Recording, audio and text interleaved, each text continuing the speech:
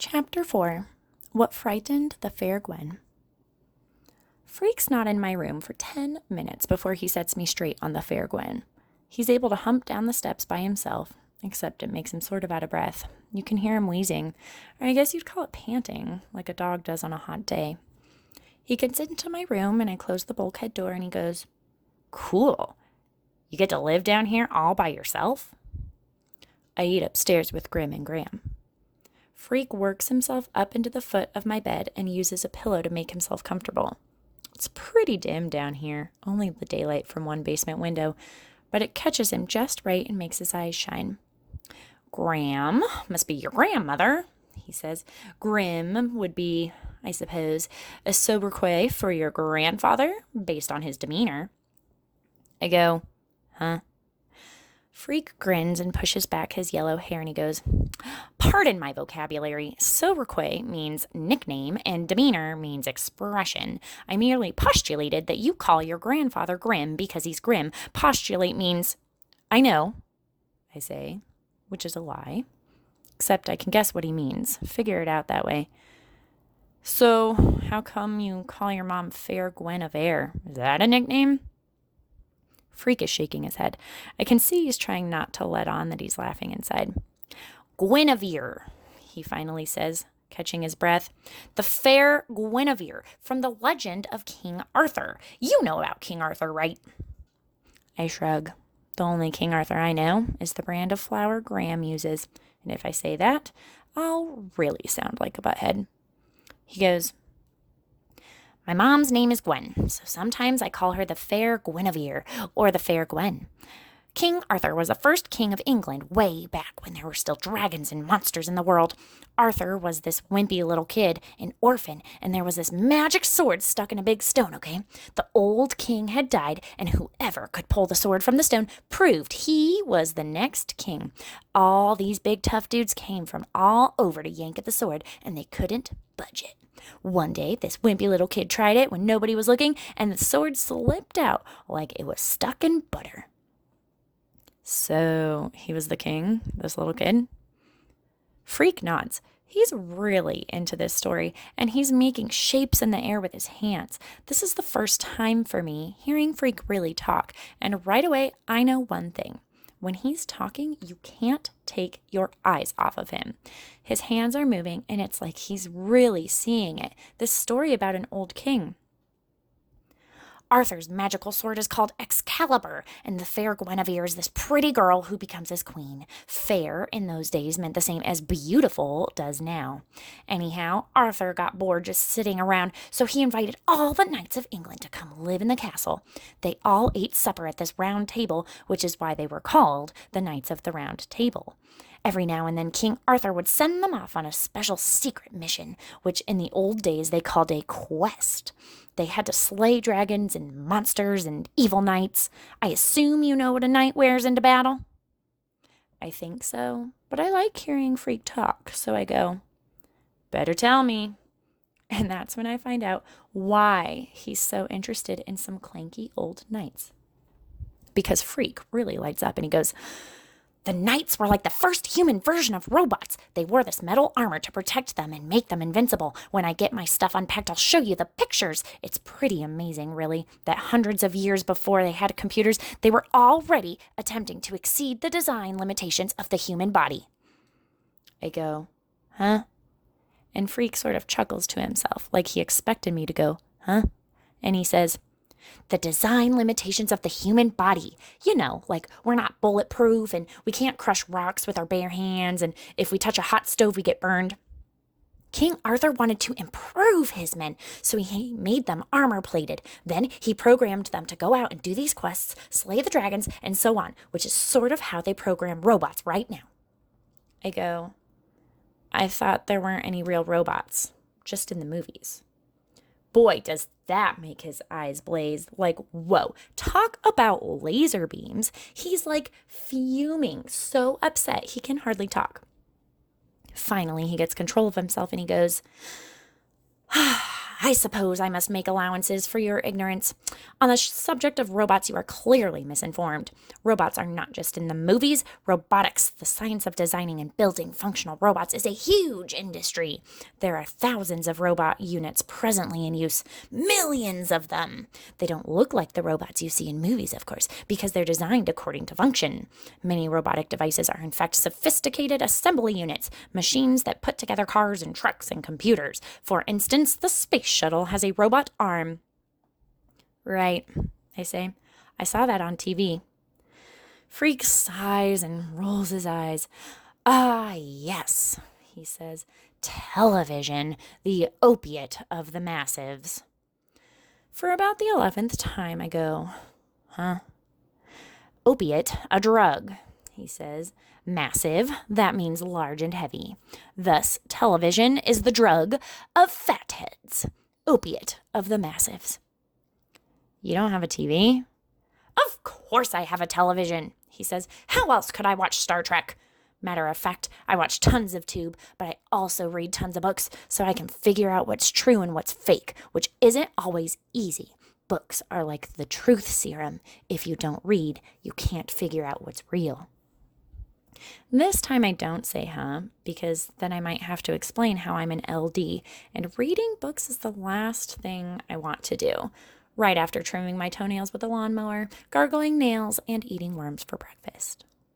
Of course, Freak has probably already guessed I'm a learning disabled because he's had a look around my room and it isn't exactly the public library. I'll lend you some of my books, he says. Cool, I say, like it's just what I've been waiting for, another chance to prove I'm a butthead. Then we both hear it at the same time, this voice calling his name and sounding real worried. The Fair Gwen, he says. I gotta beam out of here. I go up and open the bulkhead door, and his mother is in the backyard, and she's looking at the little red wagon. She catches sight of me coming up out of the down under, and it's like somebody shot her. Like she's scared out of her mind. Kevin, she says, I'm looking for a little boy. Freak is huffing and puffing as he humps himself up the steps, and the Fair Gwen grabs Freak and puts him in the wagon, and I swear she almost runs home. Like if she doesn't get away quick, something really bad is going to happen. Freak is in the wagon, and he's trying to look back at me, trying to shrug his shoulders and let me know he doesn't understand what got into the Fair Gwen, but I know. It's pretty simple, really. She's scared of me. Chapter 5. Spitting Image. There's a cool place I go inside my head sometimes. It's cool and dim in there, and you float like a cloud. No, you are a cloud. The kind you see in the sky on a windy day. The way they keep changing shape, except you can't really see it changing. It just sort of happens, and suddenly you realize the cloud that looks like a big hand with fat fingers now looks like a catcher's mitt or a big soft TV set. Like that. Anyhow, I went there right after the Fair Gwen ran off with that look on her face like, what was he doing with my poor little boy, stealing him away in the wagon? What I do is lie on the floor under my bed, where you can just barely see the bed springs and stuff because it's so dark, and before long I'm somewhere else, sort of floating, and it's so cool and empty in there, you don't have to think about anything. You're nothing. You're nobody. Nothing matters. You're not even there. Time out. Except this time, can't stay as long as I'd like because Graham is knocking on the door going, Maxwell, Max, are you there? Please answer me, dear. It's important. Yeah, right. But I wedge out from under the bed. There's getting to be less and less room under there, and I dust myself off and open the door.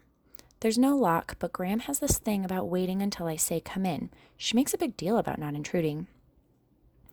Maxwell, she says. She takes a little step inside the room, and you can tell she'd rather not be here. She makes this face because the place is dark and messy, and probably it smells like my socks or whatever. Max, dear, I'm so sorry to bother you. You know, I never come into the basement, and I just got a call from Gwen Avery, and I think it's important. Uh-oh, I'm thinking. Now the Fair Gwen is calling up my Graham, probably to report a great hulking beast that lives in the cellar. And I close up inside, waiting for the worst. She called to say how sorry she was, Graham is saying. Huh? I guess she came to pick up our little boy. Is that right? You and Kevin were making friends? Making friends. What a wet idea that is. But Graham gets her feelings hurt pretty easy, so I don't actually say that. What I say is, yeah, I guess so. Graham is uneasy. I can see her eyes flitting nervously around the room like she's crossing the border into a really foreign country. This is a good place as any to mention that even though Graham is my grandmother, she doesn't look like a granny. She looks more like a mother because she was, as she always says, a mere child myself when my real mother was born. Well, I get the impression poor Gwen wasn't expecting to see you looking so big, and now she thinks she's offended you. Does that make any sense? I guess so. You know her, huh? Oh my, yes, says Graham. Gwen was a good friend of your mother's. They were both pregnant at the same time. Then later on, you and little Kevin went to the same daycare. Did you know that? I give a shrug because I don't really like Graham to know how much I remember about way back then. Graham is saying, she said she especially wanted me to tell you this, Max. She said she's delighted that you and Kevin are going to be friends. That's the word she used, delighted. And she's inviting you to supper. First thing, without thinking, I say, do I have to? Graham reaches out and she puts her hand on my shoulder, real light and feathery. You can feel how nervous she is just to touch me and how it makes her uncomfortable to have to look up at me. Because, did I mention, I'm a lot bigger than Graham, bigger than Grim too, bigger than most people? It's true. Graham says, she feels bad about how she treated you, Maxwell, dear, and she wants to make it up to you. You don't have to go, but it would be the right thing to do. It was no big deal, I say. She just ran away is all. I guess I scared her. It wasn't you, Graham says. No? Then who was it scared her? Now she's got her tongue stuck, and you can see her swallowing in her throat like her mouth is dry. I'll just leave that to Gwen, she says. She's quite a remarkable young woman, you know, raising that poor boy all on her own. He's not a poor boy, I say. You should hear him talk. I think the rest of him is so small because his brain is so big. Yes, says Graham. Well, well. Graham is always saying that, well, like it means something, which I guess it does to her.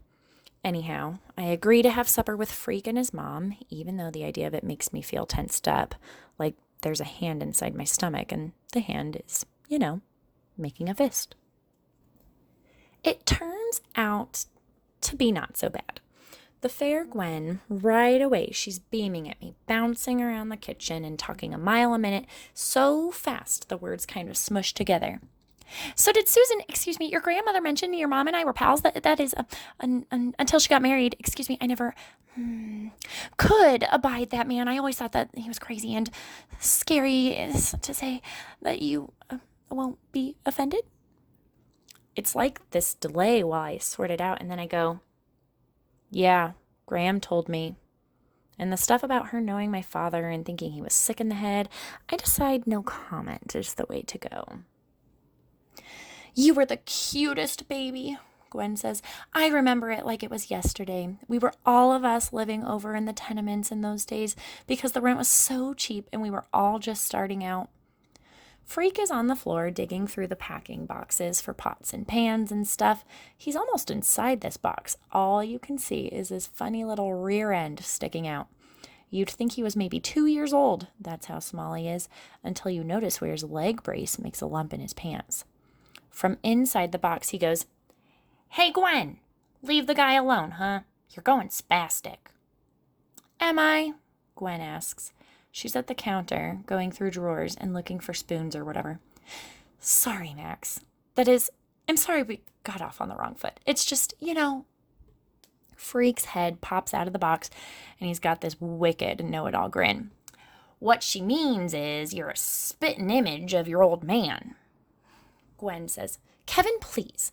And her voice is real small, like she's embarrassed. Yeah, I say. Everybody says that. They do?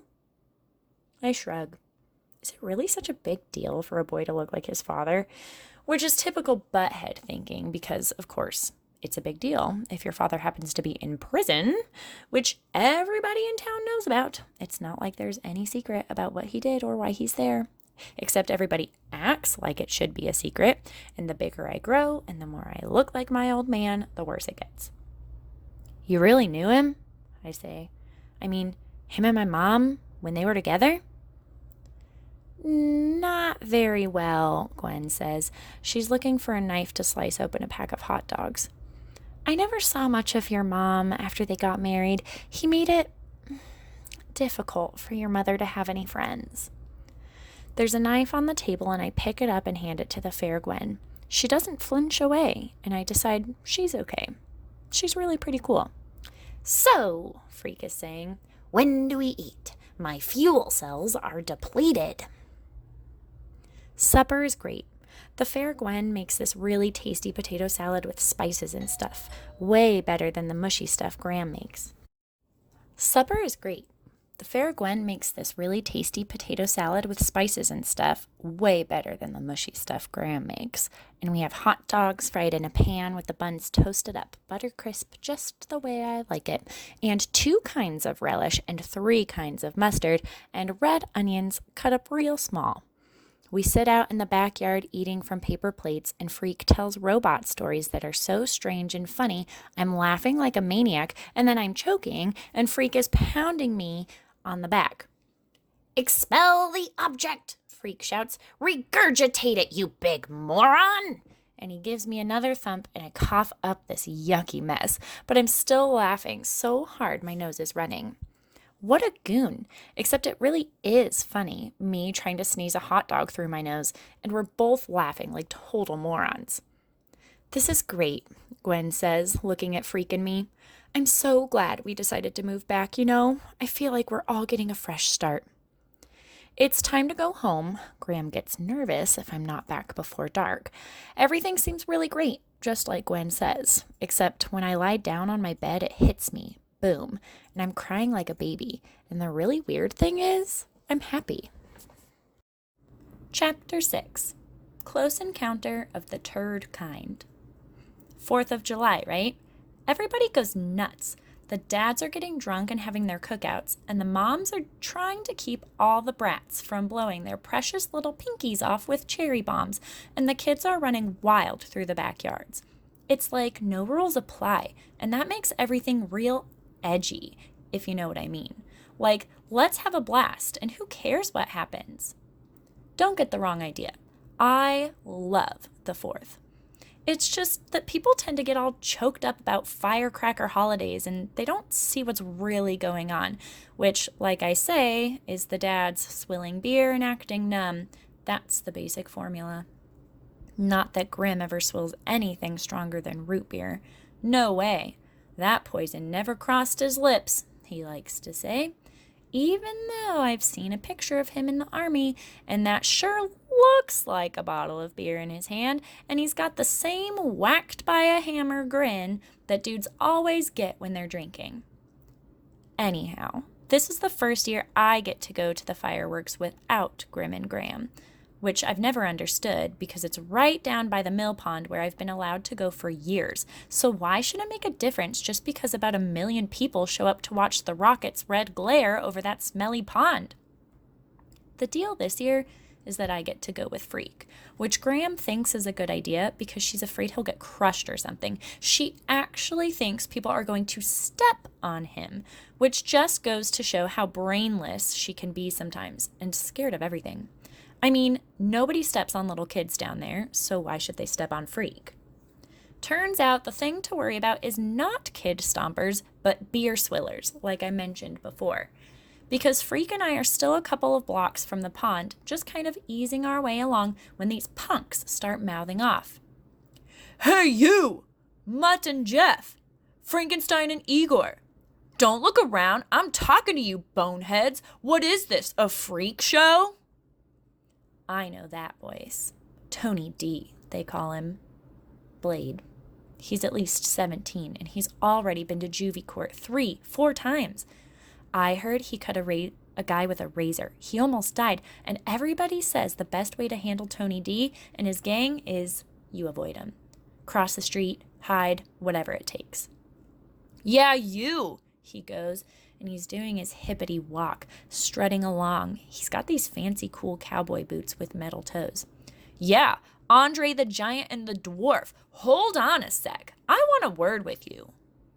Only the way he talks, he goes, I want a word with ya. Except it's bad enough having to listen to the creep. I don't want to have to spell the dumb way he talks. Anyhow, big mistake. We stop and wait for Tony D, alias the Bad News Blade. Got any dudes? He asks, pretending like he's friendly. He's a couple feet away, but you can smell the beer on his breath. Also, it smells like he ate something dead. For instance, roadkill. But maybe that's my imagination. Pay attention, Tony D says. I asked, did you got any? Freak, his chest all puffed out and his chin looks hard and he's looking right up at Tony D and he says, got any what? Tony D has his hands on his hips and his punkster pals are trying to get closer, working through the crowd. He leans over to Freak and he says, boomers, you little freak. M80s. Maybe a rack of cherry bombs. Is that what's making a lump in your pocket, huh? Freak starts to hump himself away, trying to walk faster than he really can, which makes his leg brace bump against the ground. Come along, Maxwell, he says over his shoulder. Ignore the cretin. Blade goes, hey, what? And he moves right in front of Freak. Want to say that again, little freak man? Freak says, cretin, C-R-E-T-I-N, defined as one who suffers from mental deficiency. Hearing how little Freak is dissing the fearsome Tony D, alias Blade, I can't help it. I laugh out loud. Tony D is looking up at me, and he's showing his white teeth. I swear they've been sharpened to look like vampire teeth. And I go, uh-oh, and start to get real cold inside. Real icy, because I can see that Blade is trying to make up his mind. Is he going to fight me, or is he just going to kill me quick? Just then, I hear the whoop of a siren, and like a miracle, this cop comes out of nowhere, heading for the mill pond, and Blade takes one look, and he and his punksters are out of there, burning rubber in their Reeboks. Freak goes, "Ew, that was a close encounter of the turd kind." And it takes me a second to get the joke, but then I'm laughing, amazed how he can be so cool about it, like it was no big deal that Tony D was after us. You can take him, right? He asks a couple minutes later. I go, are you kidding? I can't just fight Blade. You have to fight his gang, too. You mean you couldn't take him and I was giving him lip? That's about the size of it. Freak goes, oh my God! And he's shrieking and laughing and whooping it up so loud that everybody is looking at us like we're total goons, which isn't far from the truth. Freak hasn't got his crutch tonight, just the leg brace, and he's laughing so hard he falls down. Not that he has far to go. Anyhow, I pick him up and I'm amazed how light he is. Like, it's nothing for me to lift him, and maybe that's where I get the idea. Because later, when we're down by the pond and the first of the rockets is streaking up, up, up, Freak is making a fuss because he can't see. There are so many people crowded around, all he can see are feet and knees, and people are lifting their little kids up to see the fireworks explode like hot pink flowers in the sky. And so I just sort of reach down without thinking and pick up Freak and set him on my shoulders. He's kind of trembly up there until he grabs hold of my hair to steady himself, and then the first really big rocket whams off. A humongous thud. I can feel it in my stomach, and Freak is shouting, all right! And I know it's okay. He's not flipped out because I picked him up and put him on my shoulders like he was a little kid instead of possibly the smartest human being in the whole world. Magnesium! He shouts as the white sparklers glitter down over the pond. Potassium chlorate! As the shells go womp, womp, womp, and everybody goes, ooh. Potassium nitrate, sulfur, aluminum! And after a burst of hot red fire in the sky, Freak tugs my hair and screams, copper! That's copper powder combusting with oxygen! And when the fire blossoms are flashing blue, he goes, "Good old strontium nitrate." And I'm thinking, whoa, is there anything this little dude doesn't know? At the end, like always, they have a thing they call the grand finale, when they just go nuts and light off everything at once, and it sounds like World War III. Whizzing and banging and popping, and there's so much hot stuff falling from the sky, you can hear it sizzling in the pond. Freak keeps on shouting out the names of chemicals and elements until the last spark dies in the scummy pond and the crowd cheers, and then everybody tries to leave at once, like a bunch of morons.